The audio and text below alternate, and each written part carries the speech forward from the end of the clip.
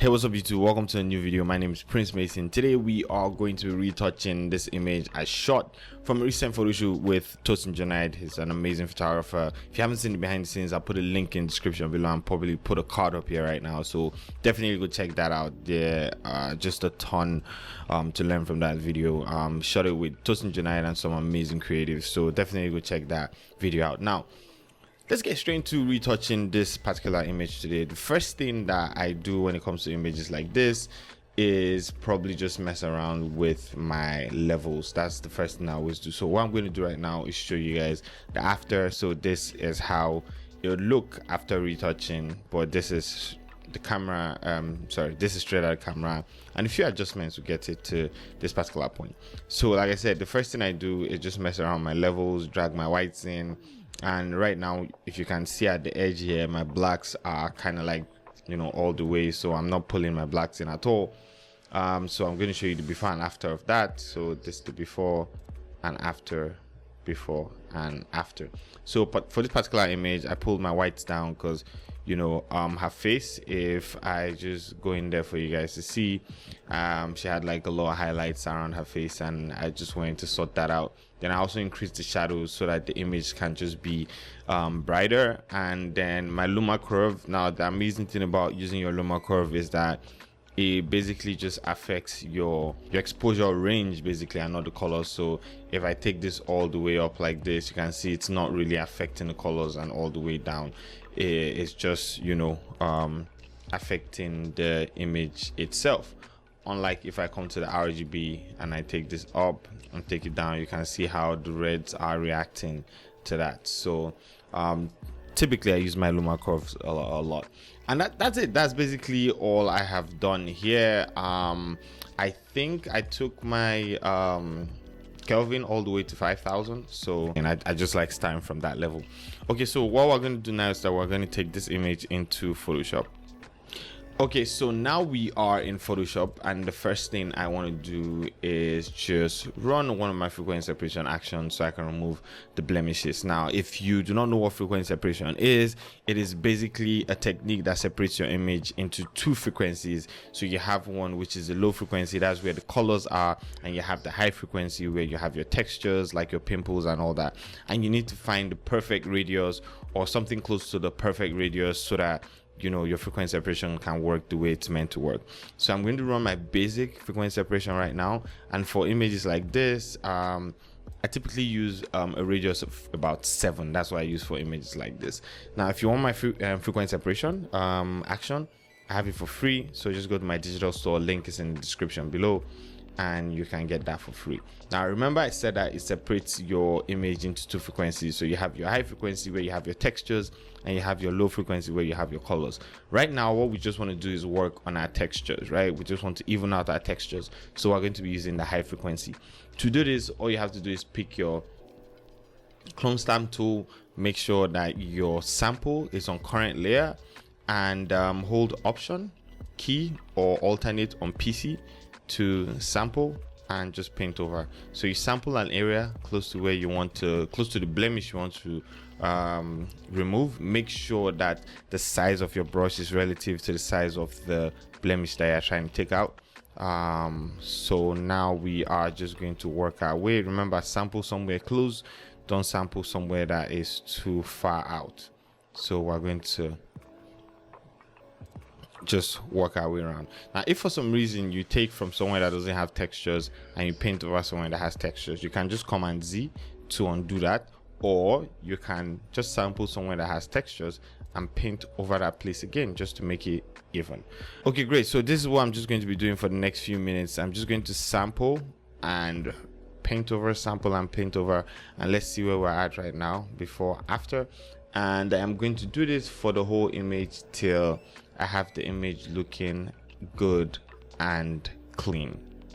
Okay, so now I am done with removing a lot of the blemishes. So let me just show you the before and after. So before and after. So what I did was that I just merged everything into one layer. So that's your Command E or Control E to merge everything into one layer, and I named it BFS, as in basic frequency separation, and that's what we have just done now. So after my basic frequency separation. Next thing I like to do with my portraits or beauty images is my dodge and burn. So right now I'm just going to do my micro dodge and burn.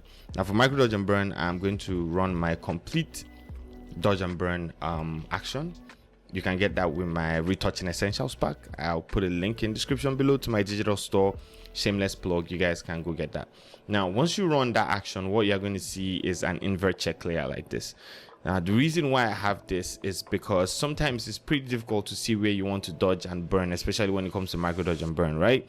That having a check layer goes a long way to help out. So when I'm using my check layer, the thing about using a check layer is that it inverts the image. So it inverts the light of the image, and it also takes away the colors. So right now, anywhere that is bright on her face turns to black. So those are the places that I'm going to be burning, and anywhere that is dark on her face turns to white, and those are the places that I am going to be dodging. It's a little bit tricky when you start, but don't worry, you're going to get it. So now that I've opened my micro dodge and burn layers, what I'm going to do is pick a brush tool, set my flow all the way to 1. Now make sure that everything is just normal. Now that I've set my flow all the way to 1, what I want to do right now is take a really small brush relative to the size that the area that I want to work on. So I'm just going to zoom into the head and just take some of this out, and then I can turn on my invert check layer. So you can also just go into your levels and just drag that back to ease it out. So now you can see, you know, the places that are really dark, you can see everything that is happening there, right? So right now I am going to start with burning, right? So remember, if you are burning with your micro dodge and burn and you're using your invert check layer, if it's getting lighter, if the dark places are getting lighter, then you're doing the right thing. So right now I'm just going to burn some places around the forehead just to ease that out. Oh, by the way, if you want to learn everything from frequency separation to micro dodge and burn, you know, you can check my page, watch a lot of my tutorials, or if you want everything in one place, then you can go sign up for my upcoming retouching masterclass. You know, you want to take your time, work with my images, and really learn everything from frequency separation, micro dodge and burn, advanced frequency separation, global dodge and burn. You can just go get that video that's coming out in a bit, the course that's coming out in a bit, and in the course I'll be explaining everything. So get ready for that. It should be out in a few weeks. Okay, so right now I am dodging, and as you can see, I'm dodging the white parts, which, you know, if you remove the invert check layer, are the places that are dark. So now without the invert check layer, I'm just going to go in here and dodge this place right here. So let me just quickly show you what I've done. So this is my before and after, and I'm going to continue with this till I can get the whole image looking really nice and smooth and silky. When it comes to portraits, I was dodging instead of burning. Okay, great. So when it comes to portraits, I really do not want to spend a lot of time dodging and burning, or, you know, I don't want to be this zoomed in working on a portrait. I just want to take my time, get some things out of the way, and then I would finish up with frequency separation. So I do not want to do too much of this. I'll probably take like maybe 5 to 10 minutes to get this out of the way, and mostly concentrate on the face, because that's where it's most important for an image like this. When it comes to the skin, that's where everybody looks, or that's what everybody will look at first. And if I can get that out of the way ASAP, then I'll just concentrate on using frequency separation for the remaining parts of the body. So let's see our before and our after, before and our after. Okay, great. So I'm just going to continue and get this out of the way. So now I am done with my micro dodge and burn, and let me just show you guys the before and the after. Did a little bit of her body too, so that's the before and that's the after, before and after. So you guys can see it is looking really, really good. I mean, we've taken a giant leap forward from where we started. So the next thing I want to do is I want to do my actual advanced frequency separation and use my mixer brush tool. Now if you want to know more about frequency separation, I have a ton of videos teaching how to use the mixer brush tool for frequency separation. Go check all those videos out. So right now what I want to do is create a stamp visible layer. So that's Command Option Shift and E, or Control Alternate Shift and E, and I'll create a stamp visible layer, and then I'll run my advanced frequency separation action. So I'm just going to run that, use a radius of 7, click OK. Remember what I told you about frequency separation at the beginning, right? So right now I'm just going to pick my mixer brush tool and I'm going to work on my low layer. Now this is going to be really easy. These are the settings that I use up here. So I'm just going to run this brush between my highlights and my shadows, you know. So what I'm trying to do is just blend the transitions between highlights and shadows. Now I'm not trying to do too much. I'm not trying to mess up the shape of her face. I want the face, the shape to remain the same, you know, as you guys can see, and just ease things out a little bit. So the transitions, like I said, between highlights and shadows, I just want to ease those out a little bit. So right now you can see I'm trying to work here, but these blemishes here are not living. So I'm going to go back to my clone stamp tool, and with my clone stamp tool I can take that out, and that looks really, really good. Okay, great. So I'm going to do this same thing with my mixer brush tool for the whole of her body. And I'm just going to be careful. As you guys can see, I am not taking this birthmark off. Do not remove things that are there permanently, right? So what we're trying to do is just fix things that are just there for a short period of time, like blemishes, right? So we're not trying to remove anything that is there, like birthmarks for a long time. So no birthmarks, don't take all that stuff out, except you absolutely have to, then that's fine. Okay, great. So now we are done with our frequency separation. Like I said, very simple, very easy process. You don't have to do too much. The next thing we want to do is our global dodge and burn. Now the reason why I have a micro dodge and burn too is if for some reason the latitude of the first one is not enough to get the job done, especially for beauty images, it really doesn't work that like that for portraits, because for portraits I will not spend that much time. Then I can move to the second micro dodge and burn and use that, but that's not what I'm going to do right now. So right now I'm just going to jump on my global dodge and burn, pick my brush tool, make sure that my flow is at somewhere like 3. So I'm just going to change my flow to 3. Okay, great.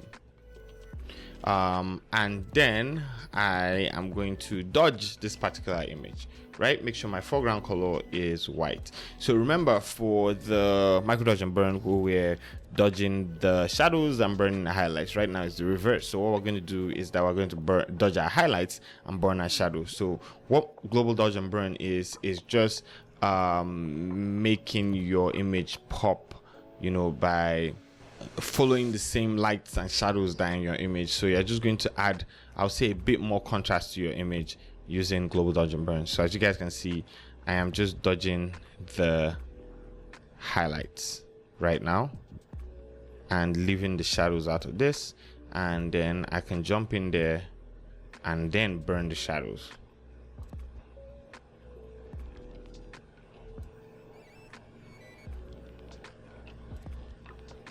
But not do it too much. I try not to burn dark skin too much. Okay, great. So we've gotten to a pretty acceptable level right now. Let's zoom out. Let's see where our image was when I started. So this is our before and this is our after. You guys can see the whole idea is making really subtle changes and not overdoing it. So that's the before and after. You need to have your subject looking as natural as possible. You know, people know it's retouched, but at the same time they understand that you're not going overboard with your retouching. So the next thing I want to do right now is whiten our eyes. So I'm just going to run my eyes anti-whitening action. I have this for free in my digital store, so definitely go check that out. Just pick a brush, white brush, make sure my flow is all the way at 100, and I'll just paint inside this layer mask. Okay, great. And then I'll also go to my curves and reduce the opacity of that. Okay, that is good. That's good. We are making progress here. So after that, the next thing I want to do is probably just go to my levels and hold option or alternate, drag in my whites till, you know, I can see that, like right now, my blacks are too much at 2, so I'll probably just leave it at 1, and my whites are peaking all the way here, so I'm probably just going to leave it somewhere around here and not do too much. So now that I am done with this, the next thing I would love to do is reduce the reds in the image, or the yellows. So I'll just go to my hue saturation adjustment layer, click this hand button right here, sample a color and a sampled yellow, and I will reduce the effect of the yellows, because you know that's just a little bit too strong for me. Okay, great. The next thing I want to do right now is probably just run one of my actions called rich tones. Absolutely love that action. Just add some richness to the tones in the image, maybe somewhere around 10. 9 works for me. Okay, great. Then I have some new LUTs that I'm planning to put out really soon, and those are the LUTs that I've been using for a while now, and it's called natural skin tone LUTs. So right now I'm just going to pick my natural skin tone LUTs and probably use the number 2. Absolutely love it. Look at that. That is just gorgeous. So I'm going to use that. This is not available right now for sale, but when I am done testing everything out, I'll definitely put it out for sale. So stay tuned. Okay, great. So now that I'm done with this, the next thing I want to do is just change the color of her earring here. Right there. It's blue, you know, I want it to match the whole color theme. So I'm probably just going to come down to the blues here and just mess around till I get it to a place that I really like. Okay, somewhere around here. So it's yeah, this looks really nice. So after that, I feel like the image looks really good at this point. Next thing I want to do is add a vignette, because I mean I add a vignette to almost all my images. So these, I'll make sure that it is around what do you call this tool? Gradient tool. Make sure it's around gradient. Create a new layer, hold shift, drag down from the top, and that's it. Nice vignette created. So somewhere around here, that looks really good. And after this, okay, we're doing really good. Next thing I want to do is Command Option Shift and E, Control Alternate Shift and E on PC. This is a new stamp visible layer, and then I will go to my liquify, and I just want to do a few things here. Now she works out a lot. She looks really muscular, you know, she looks really good, but it just feels weird because of the way she placed this hand, and I don't like that. So I'm just going to sort that out, you know, and then just okay, great. She looks really good. So because of where the hands were and how the shadow on the side of the hand looked, this hand just looked a little bit too small here for my liking, and I didn't like that. I mean, since we're here, we can just, you know, just snatch the waist a little bit more. I mean, you know, the world's going crazy right now for retouching, so hey, nobody should kill me. Okay, great. So now we are going to click OK. So this is where our image is right now. I'm just going to zoom in so that you guys can see that. This is our before and this is our after. Our image is looking gorgeous. So I'm just going to save this and we'll go back into Capture One and we can see what we can add to this image in Capture One, just to give it that final oomph that the image should have. Okay, great. So let's get into Capture One and complete our retouching. So now we are in Capture One, and even though I'm working on some portrait styles for Capture One, that's not what we're going to use right now. What I'm going to do is just try my best to color grade this in like a few minutes. So the first thing I want to do is come to my Luma curve, probably just drag everything down just a little bit, just a tad bit, right? Nothing too much. And then the next thing I want to do is go into my three-way color corrector, right? So I'm going to pull my mid-tones down a little bit, pull my highlights down just a little bit to give it that really smooth transition around the face. And then maybe I am just going to take my shadows up just a tad bit. So I really like this look. This is, you know, one of my favorite looks when it comes to this whole portrait or artistic portraits. So the next thing I want to do right now is just pick skin color and just add some hue to that. Now remember, it's going to affect the whole image because you know the image is like really monotone, so whatever you do is probably going to affect it's definitely going to affect this whole image if you do not use different layers to mask your effects on the skin. But I mean, that's not what I'm going to do right now. I do not mind if it affects the whole image. Okay, great. So next thing I want to do is probably just toggle my blacks just a little bit, take my shadows up just a little bit too, you know, and then I'm just going to add a little vignette again, and we are done. Our image is looking good. Now if you want to go overboard, you can go into, like I said, your 3-way color corrector again.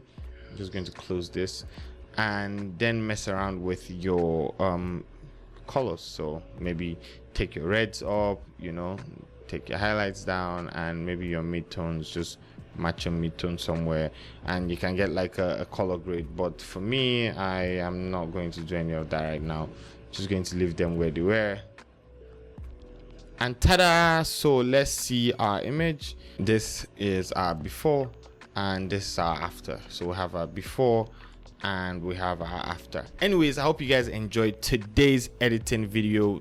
If you want to see more videos like this, then subscribe to my channel. Give this video a thumbs up if you really liked it. Share this video, please. We're trying to get to 100,000 subscribers. I don't know how long that's going to take, but please share the video with your friends.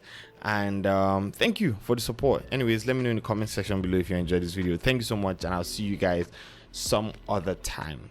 Peace out, guys.